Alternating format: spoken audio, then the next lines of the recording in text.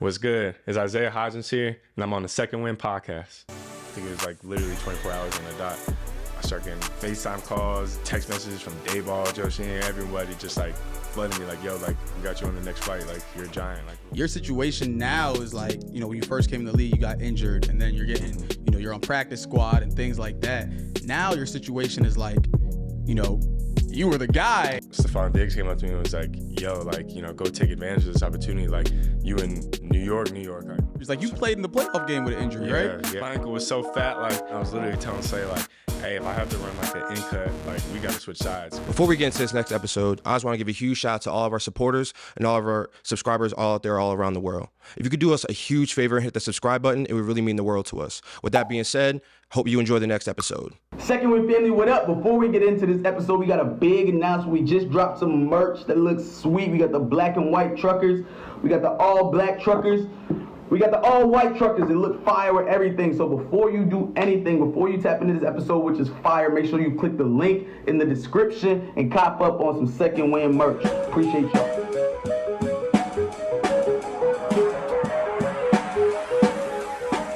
Second Win family, what is good, man? You are now tuned in to another episode of the Second Win podcast. Of course, I'm with my right hand, my brother, my ace, my slime ball, Jay Millie. Back to it. We pulled up to the desert, boy. It's hot as a mother shit, sucker, man. Was it 110, 120 out here? It's hot enough that I ain't leaving the crib, man. But today, saying. bro, we got somebody I'm super excited for because he really fits the mold of the show. Like somebody who encapsulates, he has, perseverance, hard work. He's someone who could have quit at one point in his career, but he caught his second win, now he's a budding star.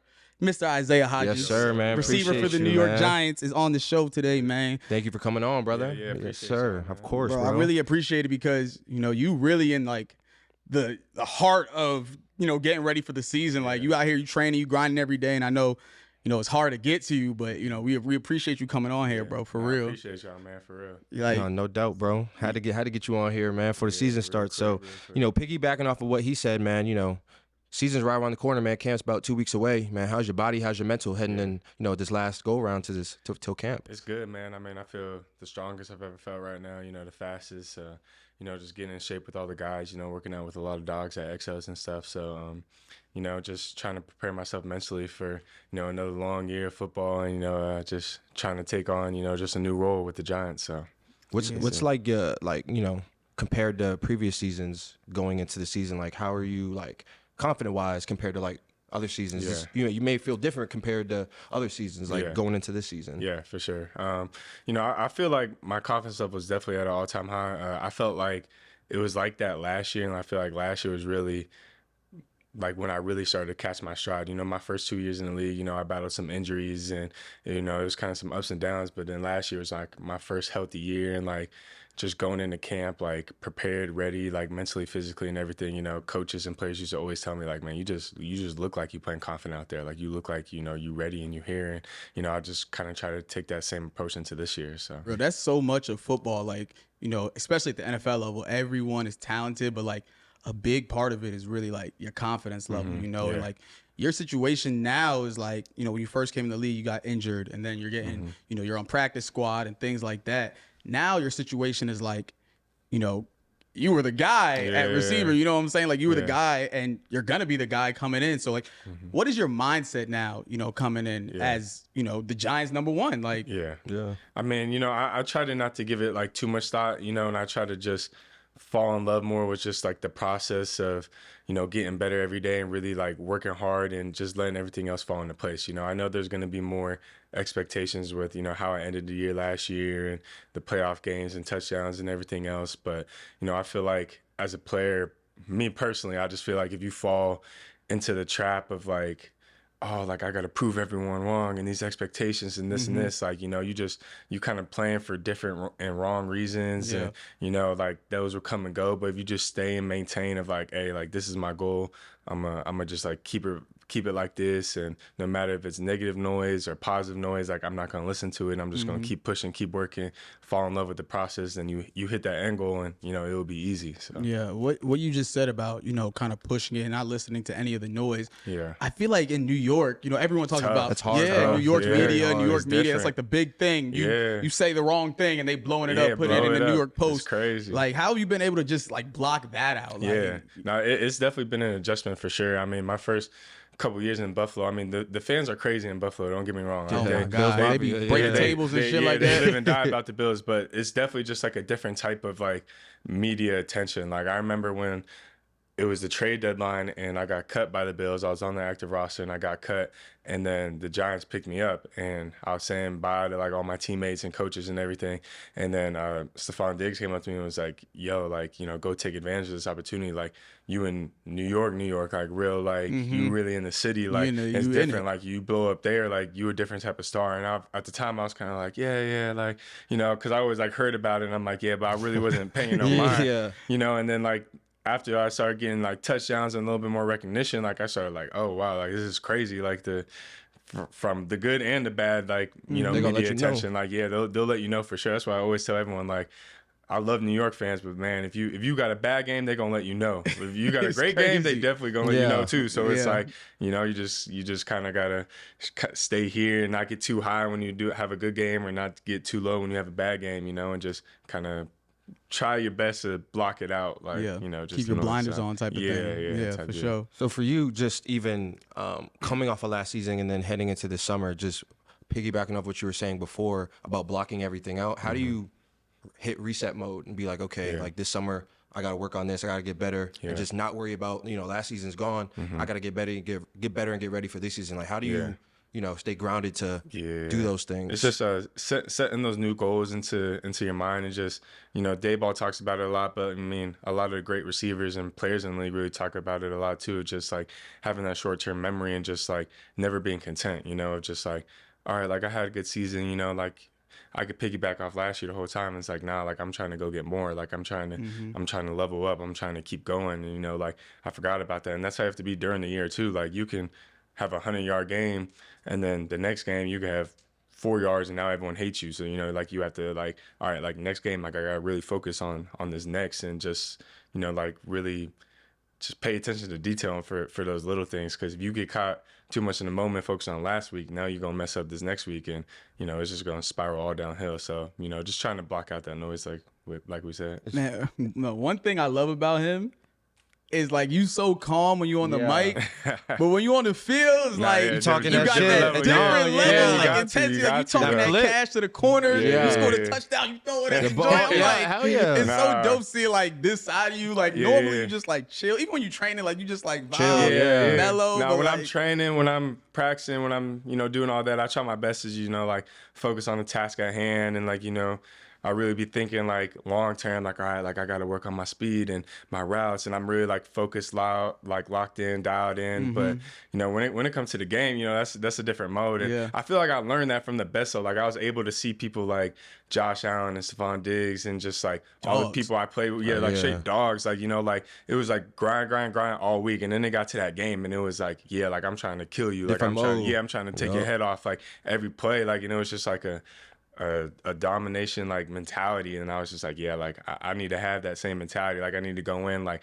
nah, no buddy friend stuff. Like I'm trying to kill the person in front of me every single play. Like, and I was joking with Isaiah Simmons about that this last week. We were talking about week 2. We played the Cardinals. Okay. And he's like, man, like I'm gonna come down, I'm gonna hit you like this and this. I said, listen, as long as I catch that ball, I'm gonna get up and I'm gonna point that first down, do my little chest beat. Like I like getting hit. Like when they, like I remember my first game with the Giants, it was the Texans, and I caught like a ball over the middle, and I got hit low-key hard, and Saquon, like, he looked at me in the bench, he's like, yo, can you take a punch? And I'm like, I'm like, yeah, I would say so. Right. And he was like, man, I could tell, like, boy, you got popped, and you just hop right back up. And I was like, man, like, if I don't catch the ball, that's when you're going to see me be like, man. But if I catch that ball and I get hit, like, it's going to, like, turn me up. Like, I'm like, all right, like, it's go time. So, that's the mentality I try to take to it. So. But all those greats have that switch. You know what I'm saying? Like when it's game time, it's kill mode. Like you guys are able to turn that on and off. That's what makes you guys different. Yeah, definitely. And just like that switch of like, all right, like I'm really focusing on tasks at hand throughout the week and, work on the fundamentals and things you need to. And then it's game time. Like, it's time to have fun and just turn that switch on and go crazy. So Something that makes you different from other receivers is you will block your ass off. That's a lot of people don't even see that. That's the little thing. Yeah, if you ain't like a player, you don't really realize that, but you will block like the wild card game. You block the DN with sprung say, and people really watching don't really peep that. But I'm watching the game live. I'm like, yo, Isaiah made that play. You know what I'm saying? Like, I love that about you. Like, your mentality goes with all like how you play. Yeah, no, I really had to like practice that coming into the league at first, just because. We had a real crowded receiver room in Buffalo. So Dayball was still the offensive coordinator over there. And he was like, listen, like, you got to learn the Y, which is like the tight end position for us in Buffalo. So it was like whenever we go 4 wide, like, we put a receiver at the Y. So he was like, that's when, like, we would use you. And that's when they were using Gabe a lot. And I was able to see, like, Gabe was playing over me. So I was able to see him do that at a high level too. I mean, Gabe, my rookie year, was helping chip Aaron Donald and doing all this stuff, like really blocking DNs like consistently, and was like holding his ground, like doing well. And I was like, man, like, he out here doing his thing. So like, when it's my op, I got to sit here and try to do the same thing, because that's the little stuff that coaches love. Like, you can catch the ball, you can be a great receiver, but if you show that, like, you just showing you unselfish, you care about the team. So I mean, I know I'm not gonna make every buck, but you got to throw your body in there, throw your body and sacrifice. So being a 6th-round pick. And then, going throughout that process, your whole draft process, and then you drafted 6th round by the Bills.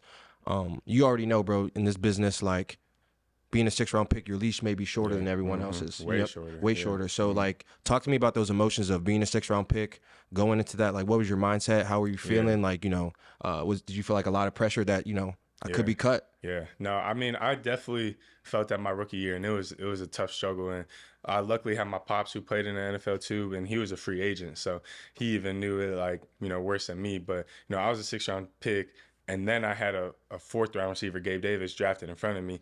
And then at that, we already had a crowded receiver room with Cole Beasley and Diggs and everyone, John Brown. And then the next year they had Emmanuel Sanders and like just like all these like crowded people. So like my rookie year, I was definitely like, and then I was already like dealing with like some like shoulder injuries in camp and stuff. So I was like trying to make every play I could and stressing and like, this and this. And, like that's before like I knew about any like politics of the league or anything. And then my 2nd year, like I was able to like calm it down more and like, all right, like I'm not gonna worry about any of that. Like, I'm not gonna, I'm running with the 3s today or the 2s. Like I'm not gonna worry. Just whenever I'm on the field, I'm gonna make every catch that come my way and I'm gonna try to dominate. And if that's dominating the 3s, so I'm with the 2s, then cool. Then dominating 2s, so I'm with the 1s, like cool. And I feel like my 2nd and 3rd year in the league is when I really started to like take that approach of like, like I'm an underdog. Like, I mean, trainers used to always tell me, Bert, Gabe Shannon used to always tell me, he's like, bro, you're a 6th-round draft pick, you got no pressure. Like, they're not expecting the world out of you, like out of a 1st-rounder they are, but you're a 6th-round draft pick, like just go out there and play and just ball and have fun. And I kind of took that approach and started doing it. You have everything to gain. Yeah, exactly. Yeah. So that was the mindset I took. I don't think people really understand that, like, when you're in a situation like that, like when you have everything to gain, but you put so much pressure on yourself, like, and knowing that you have a short leash, like sometimes it can handicap you because you don't want to make mistakes. So now you're not playing at your best. Facts, every exactly. rep matters. That's why that confidence level matters, and that's why there's like that playing free, and it's tough for late down draft picks, which is why I always try to like talk to like the practice squad guys or like late round guys, just because I understand where they're coming from, because they drop a ball on like the rest of the practice, they're like beating themselves up because they're like, damn, like I could get cut. I'm gonna like a 3rd round of 1st, 2nd, 4th, whatever. They like, don't get that leeway. They drop a ball, it's all right, cool, whatever. Like they're developing. If it's a 6th, 7th round draft pick, it's like, hey, like that could be it. You got a couple more drops, man. Right, and we might be out of here. Think about moving on, like So it's like it's tough. It's a cutthroat business, but you just have to like go in there with like. Try to just, that's another thing, you just got to try to block out, like, man, forget that, like I'm just gonna go in here and like ball and do my best, and then you could live with the results at the end of the day. Because I feel like guys like that develop a mentality of just controlling what you could control. And then when your opportunity comes, you just make the most of it. Facts. Because everyone, it's funny, man, like everyone, even players find themselves doing it sometimes. The media does it all the time, but like every camp, man, everyone's like predicting what the roster is going to be at the end. It's crazy. And 53. That's nerve-wracking. And even players, like we be in the locker room sometimes, like like we usually only keep 6 wideouts. This is who I think is going to be. The numbers dwindling. Yeah, like we think it's going to be this, and I'm like my first 2 years, like every time, bro, like pretty much everyone in the room will get it wrong. It's like you never really know what the coach is thinking, bro. Like they might like this guy because of special teams or keep an extra linebacker or do this and this. Like you just never know what it is, man. So it's just like, bro, don't even worry about all that stuff. Like let the media do all the predictions of who's balling in camp and who's not, like, and just sit there and do your thing, you know? So, it's crazy because sometimes like the NFL's a numbers game. You know what I'm saying? Like when you're in that real life situation, like you can have a crazy camp. I seen some dudes ball out in camp and still get let go, and it's like it's surreal to me, but it's like that's the business. Like that's how it goes sometimes. Bro, like last year in Buffalo, like, you know, I felt like I had a good camp my second year, but you know, I think it was like the first or second preseason game. I had a little injury, so they ended up putting me on P squad. So I was like, okay, I understood that. My last year in Buffalo, like my third year, I literally had the best camp I think like I had yet. Like my wide receiver coach, I think he sent me like my one-on-one film or something, and he was like, bro, like all of camp you were, I think it was like 22 for 24 in one-on-ones. Like I like literally like losing your duffel. like I was like winning one-on-ones. Like I started with the threes, then went into the twos, then I ended up like taking reps with the ones by like the end of camp. Like in the preseason, I think I had like the most either like the most catches or like I was like top 3 in like all the categories, like catches, yards, like whatever, like all that. Like I was balling, I was putting game film out there, I was blocking, I was making good catches against like starting, like we put the Panthers, like they had their starters out there. Like it wasn't like I was going against like other scrubs or anything like that. Like, you know, we were at practice, I was going against our starters. Like I was doing good. I was getting reps with Josh Allen. Like I was making one-hand catches at practice. Like I was like, I'm making this team. Like I'm gonna find a way. Like, and I knew it was a battle between me and one other dude. And then like you said, like it just ended up being a numbers game. And like he ended up being better at special teams than me. Like, and they were like, we need a special teamer. So like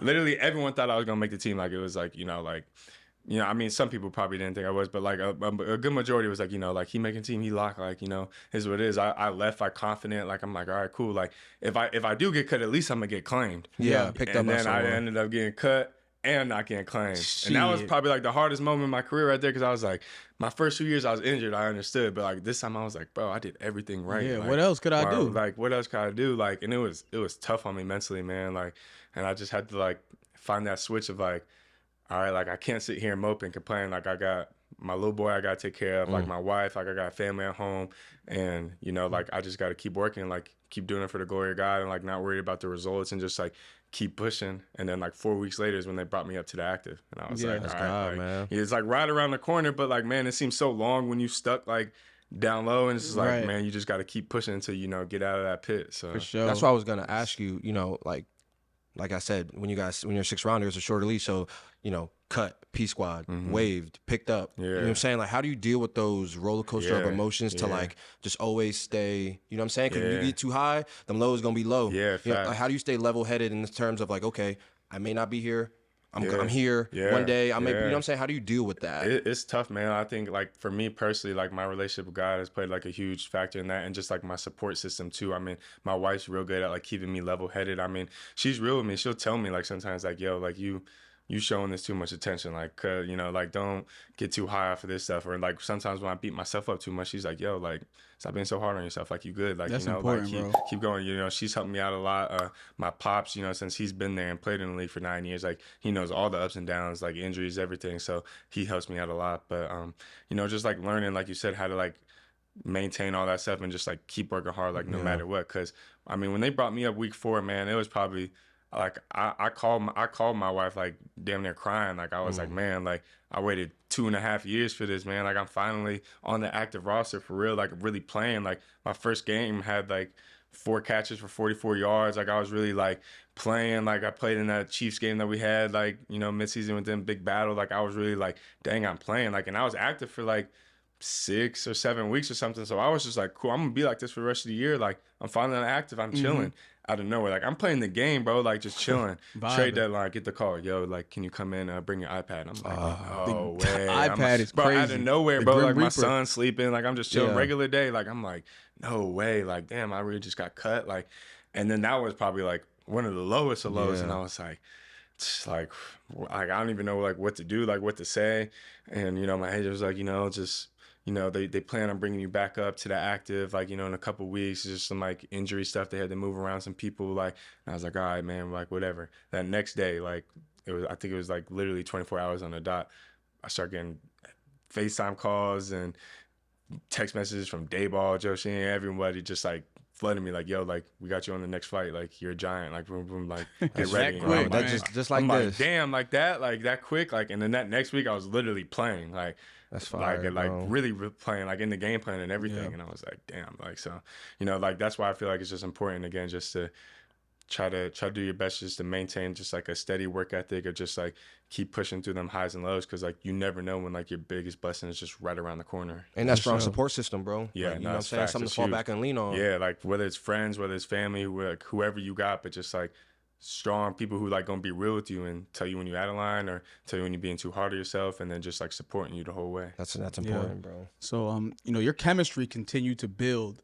as you were a Giant. Every week it felt like you and DJ gained more and more and more chemistry, right? What are your, like your expectations for him, having this whole offseason to kind of work out with him? And like one thing you always hear about DJ is his work ethic. People have mixed opinions of him, whatever, but one thing you never hear is DJ doesn't work hard. So like, do you have any like stories about DJ working hard, or any stories about you and like his chemistry and things that you guys have done that's kind of been like something you don't really like, you didn't expect? Yeah. I mean, I'm not going to lie. I definitely didn't expect his work ethic to be what it was. Like, usually with quarterbacks, like, they're top guys, but like, they're not like the hardest workers. Like DJ's like definitely up there, man. Like he's always grinding, like doing whatever he can to take care of his body, lift. Like, bro, he'll be in the weight room, power cleaning, crazy weight, 275, whatever, like doing all this, like middle of the season, like just like first one in there, like 5:30, 5:45. Like I started having to like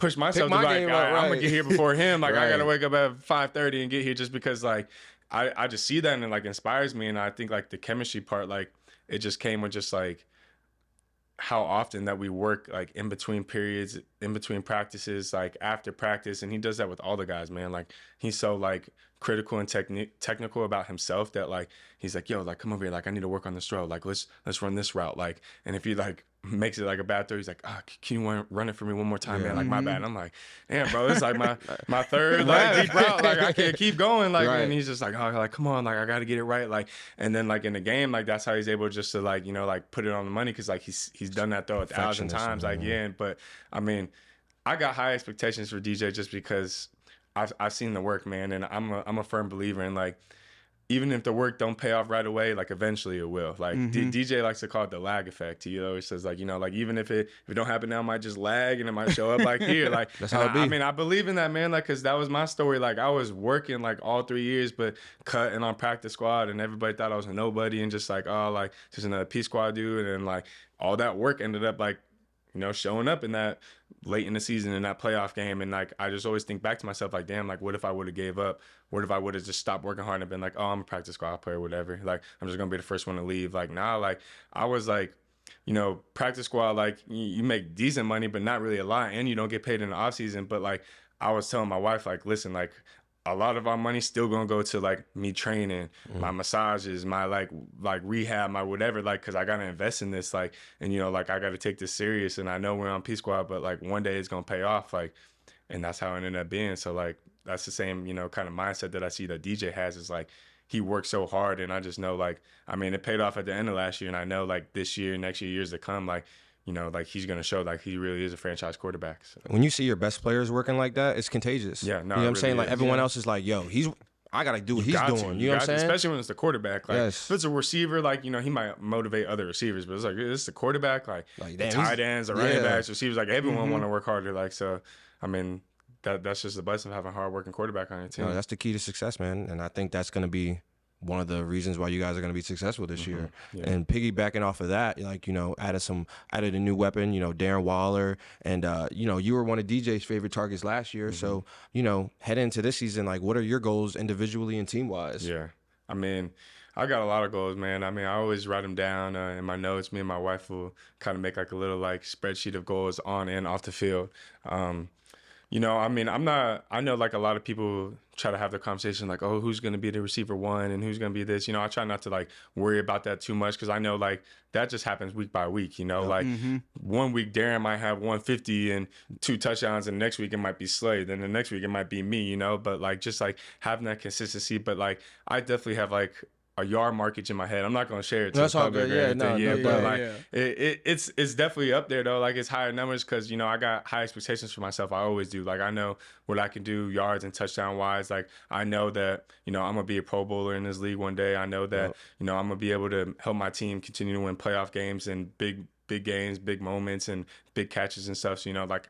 I hold that high standard for myself, which is why like I try priding myself on like not dropping the ball. And if you ever see me drop it, whether it's in practice or in a game, like I'm hard on myself. Like even if it's just one, and you know that's when, you know, luckily I have good teammates who like, hey, like move on, like you good, bro, because you know like receivers always like to be tough on themselves in areas like that. So you know I definitely got high expectations for myself, you know, for this upcoming year. And definitely 100%. So, and I had a follow-up question just in general. Like, you know, the season's very long, you know, so someone like you said, 1 week it might be Darren, 1 week it might be you. Like, how do you maintain the consistency week to week to week? You know what I'm saying? To be at the top of your game. Like you said, not dropping a pass. Yeah. Or like, you know, like I said, you might be on this game, next game might not be yours. Like, how do you maintain that throughout that year? It's just that consistency for practice and that work ethic that we were talking about. And I'm glad that I was in Buffalo, that I was able kind of to see that, because we had such a high powered offense, bro. Like it was literally like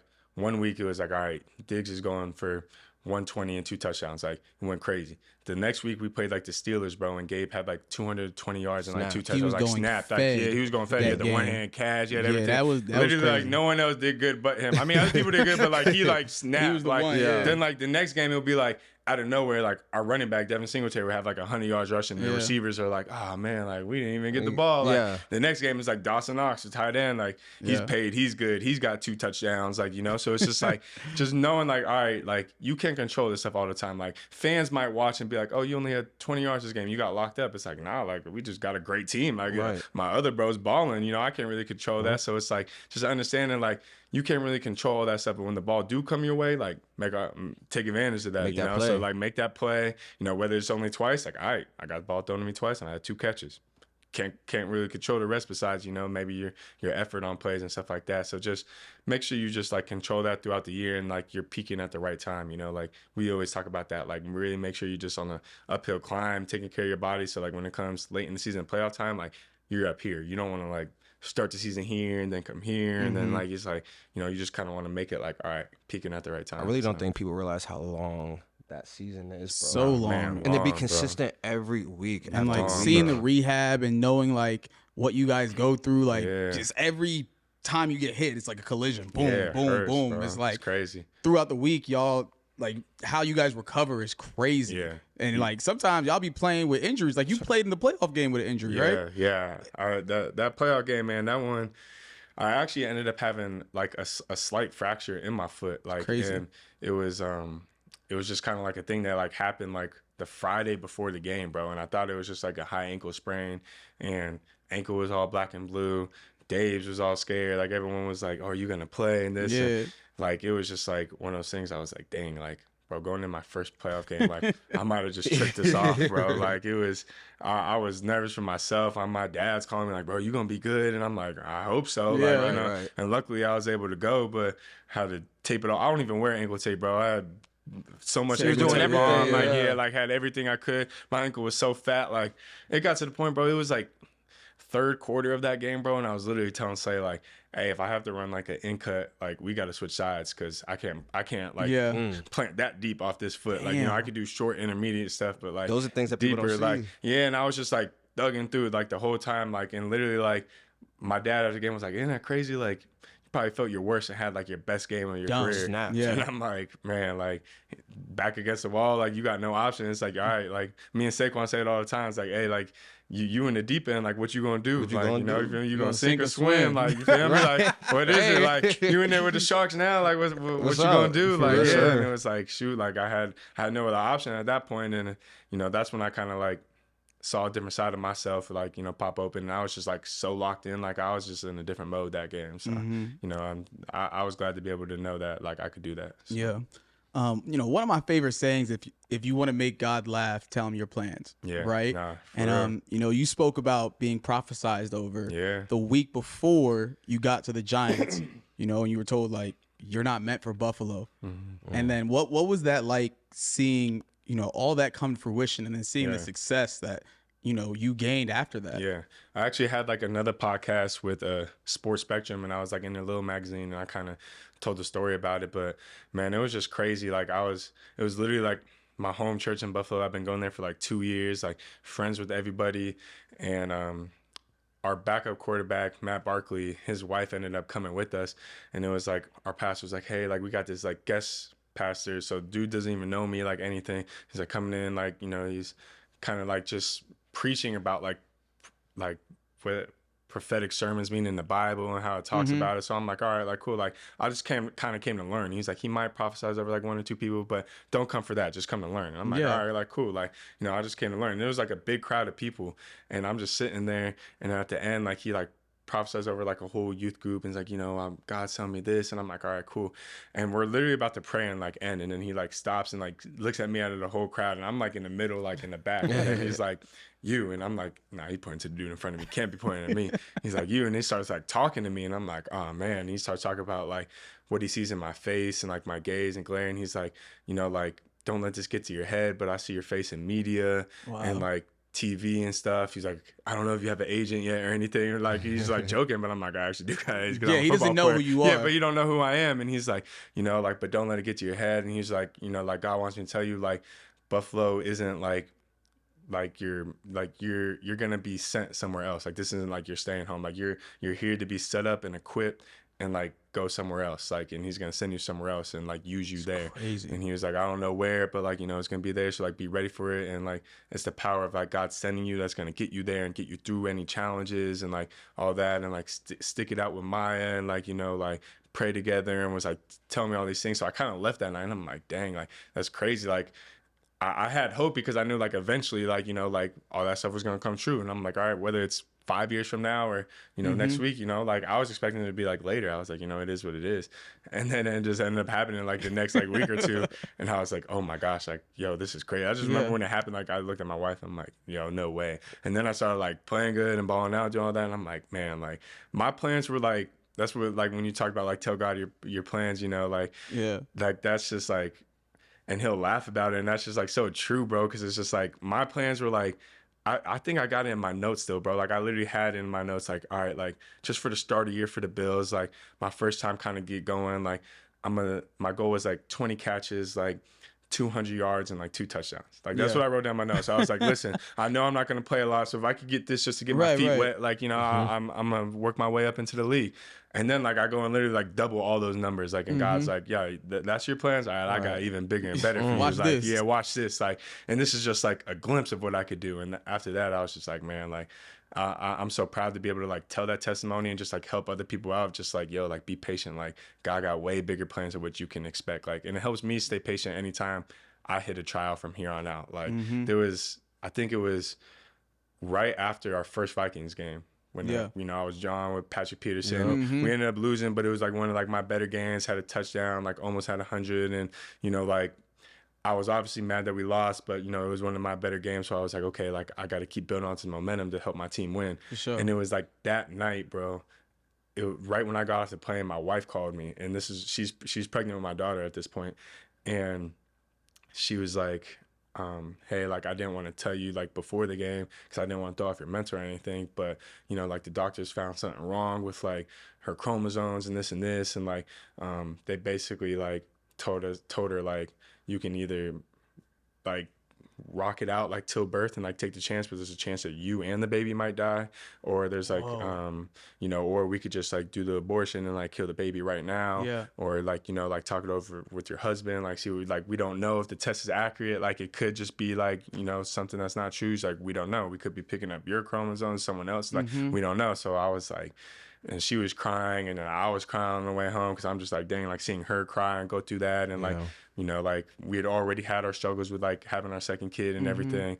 So that was like another like trial, like right when I was like hitting my high finally, and I'm like, man, I'm on the active, I got picked up, all these things are going well for me, and then like that bomb dropped on me, and I was just like, dang, like, and I didn't tell like nobody, like it was just me and my wife, and I was just rocking through the rest of the season like that, and just like having faith in God, and we made the decision together, like, obviously, like, I talked with her about it, and I wanted her to be, like, the main deciding factor, but she was like, like, I just like got something in me that's telling me like it's gonna be all right. Like just to like rock it out to the end. Like God's gonna deliver us a young, healthy baby, and we're gonna be fine, and I'm gonna be fine. And I was like, all right, like let's do this, and let's put our faith in God again. Like ain't nothing we ain't already been through.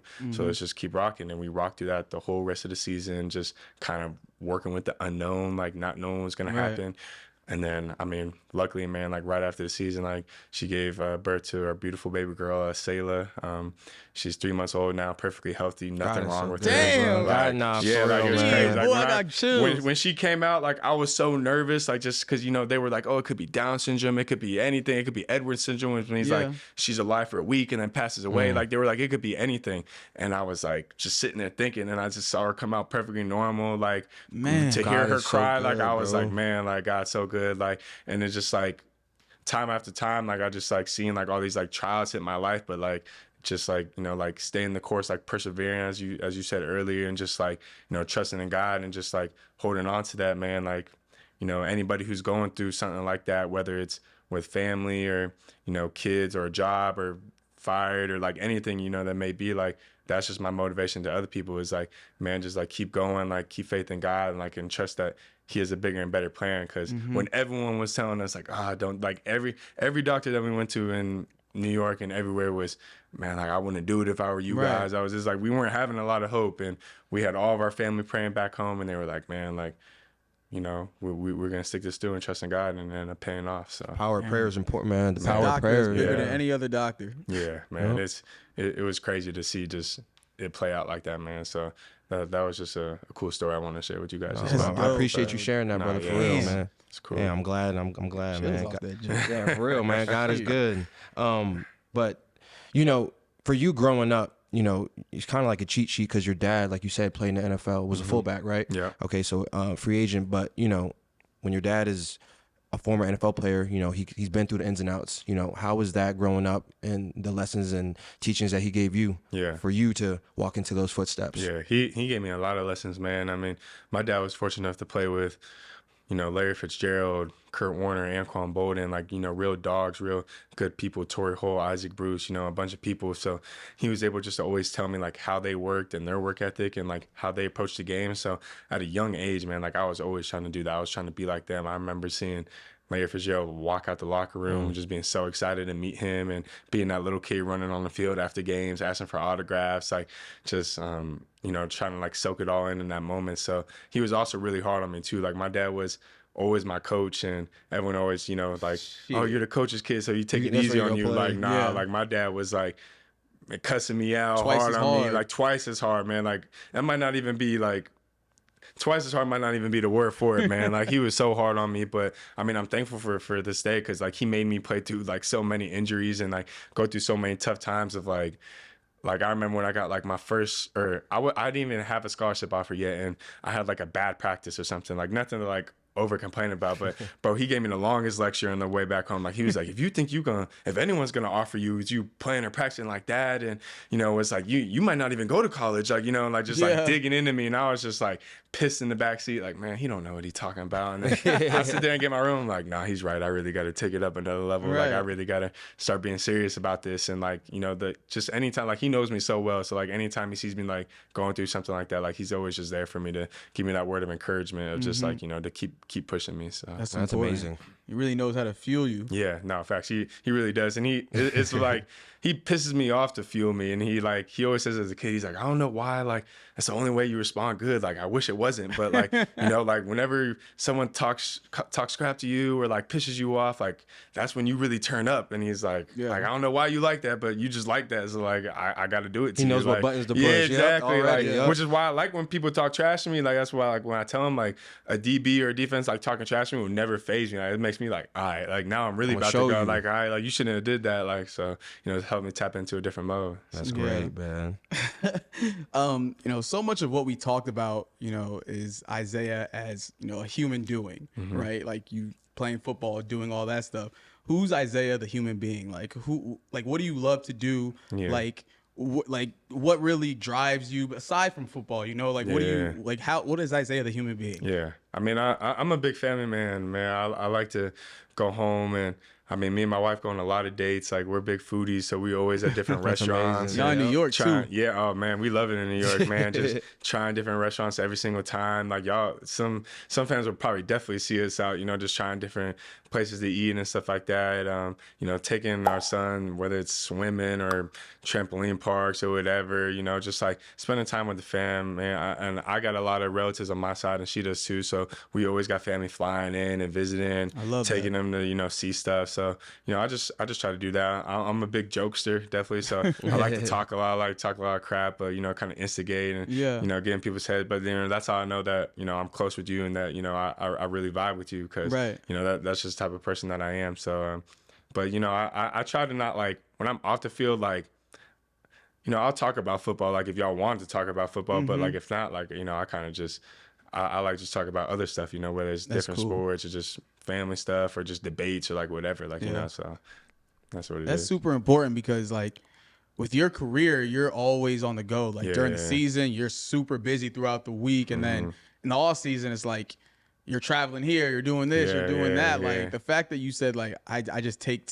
like time aside to Yeah. kind of be with my family. That's so important. No, I yeah, love to you hear got that. to. You got to get away. Like, I mean, every off day that we have, I try to like do something with my fam or go somewhere, whether it's eating or just like driving with them somewhere, like just to like get my mind off that real quick and like, all right, let me, you know, shift my focus over here real quick just to refresh myself so I could go back to like locking in like, you know, the next night or next day or something like Yeah. that. So Because we talk about it all the time, like, you know, football is what you do is not who you are. yeah, You know what I'm yeah, saying? So facts. like when you're with your family, like Facts. that's the most important thing. Yeah, In my opinion, you know what I'm Yeah. saying? Like when you're with your family or the people that care about you, like, you know, everyone looks at you as, you know, Isaiah the football player, but bro, Isaiah the person, Isaiah the Mm-hmm. Yeah. dad, Isaiah Yeah. the family man, you know, the son, like that's what's important. Yeah, and that's the biggest thing that I want to like leave for like a legacy of my kids and everything like that is just knowing like what you do doesn't define you, you know. And like I know like it's so easy just to let like, you know, being like a football star or celebrity or this and this like define you and everything, but like you don't want to be defined by that, man. In my opinion, just because I feel like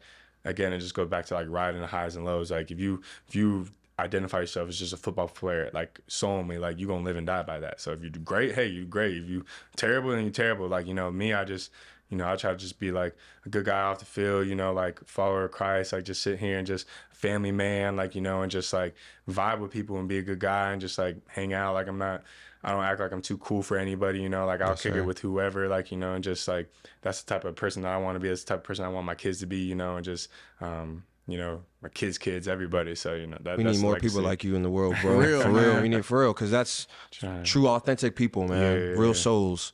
Nah, for real, appreciate that. But, you know, just through all the obstacles and adversity that you faced in your life, you know, up until this point, if you could describe your life in one word, what would it be? Or phrase. Or phrase? I mean, going back to you, I would just say perseverance, man. Like, I feel like I got it tatted on me right here just because, like, Damn, I didn't even know that. it was just like such like a big point. And I got this tatted on me before any of that stuff happened, bro, which is crazy. Like, you know, like I had been through like some stuff, but it was always like, you know, a big word and big verse for me, like in the Bible and everything. And I was just like, you know, like I'm gonna get this tatted on me. And then right after I got tatted on me, I got hurt, I got cut, I had the whole baby thing. I'm like, God, really, you know, Tested me. I'm getting tested He right was like, now. oh, you wanna get that like, tat? I'ma show you, but, I'ma like, show you. you know, like we was like, hey, like let's see, you know, if you really gonna persevere and hold on. And I just feel like, you know, that's something that I want to teach my kids too, because I mean that's life in general, whether you're a football player or not, man. I mean, doing what you guys do, doing whatever. I mean, I'm sure there's bumps in the road that you guys had, you know, getting to where you at now, or there might be one in the future, and that's for anybody in any job. You might get fired, you might get, you know, like something crazy just might always happen that you just don't expect, and you're like, dang, like, all right, like what am I gonna do after this? Like, and that's something that I always want to teach my son. It's like, you know, whether you get knocked down, whether it's something happened to you that you can't control, that's not your fault, like it's like, all right, like cool, like are you gonna sit there and mope about it? Are you gonna cry? Are you gonna like, man, like this sucks, this shouldn't have happened? Or are you like gonna get up and just persevere and keep working and keep fighting and working through it? So, you know, that's something that I definitely want to teach my family, you know. So what, now what? Yeah. So what, now what? Facts.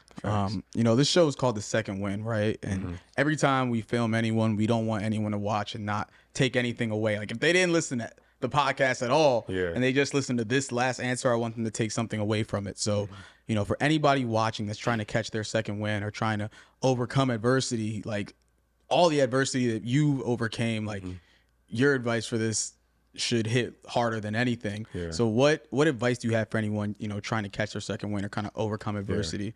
I mean, catching a second win, I would tell people that it's never going to be easy. A lot of people, expect it to be easy, get that handout, but it's definitely not. Just keep fighting and take it day by day and just keep persevering. Whenever I have a hard day or my wife has a hard day, we tell each other the same thing, like, hey, day by day, like, don't look too far ahead. Every day got enough trouble of its own. So just day by day, keep stacking, keep building, and eventually it's going to pay off. Like that hard work will show. Like one day, whether it's in your 9-to-5 job or if it's on the football field, like all them hours that you put in gonna pay off one day. So like, just keep persevering, fighting through it. Like even if it's like, man, I'm at a dead end. I've tried everything. I've tried that. Like, just keep going. Cause I promise, like, you can't see, but right around that corner, man, it's a huge blessing. And I'm a living testimony of that. Like my baby is, my wife is, like everyone. So like, that's just, I mean, I've lived it, man. I've seen it. I've seen it through other people of just like, man, like, just a month ago they were like this, or a year ago they're like this, and now look at them. Like, so much can change in a year. So I mean, just keep fighting, man, day by day, and just keep persevering. Put your faith and trust in God. Have that good support system around you, and just keep going and never quit. Damn. It's a great answer, brother. It's a hell of an answer, guys. We done a lot of podcasts. I don't know. That's a that great one might be top 2. Like, trumped everybody else. Yeah.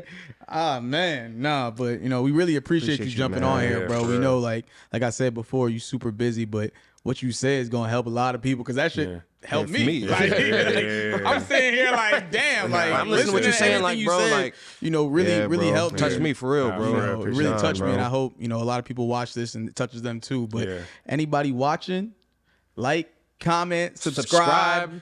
Go tell your auntie, go tell your pet fish, go tell your uncle, go tell your great-great-grandma. Subscribe to the Second Win Podcast, man. It's me, Jay Mills, my boy, Isaiah Hodgins is on here. Watch out for another great season. Another great season. And we got the merch on the way. You know what I mean? Yes, get ready to get Cop the a hat. merch. Cop a hat. But yeah, you know what I'm saying? We appreciate the love. Second Win family. We out.